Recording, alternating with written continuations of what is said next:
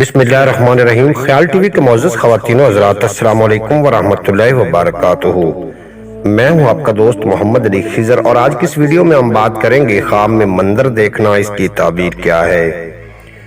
हज़रत इब्न सीरीन रहमतुल्लाह अलैह ने फरमाया है कि अगर ख्वाब में देखे कि मंदिर में बैठा है और किबला की तरफ नमाज पढ़ी है तो दलील है कि आखिरकार तौबा करके हक ताला की तरफ रजू करेगा और दीन में कवी होगा, क्योंकि मंदिर इबादत की जगह है।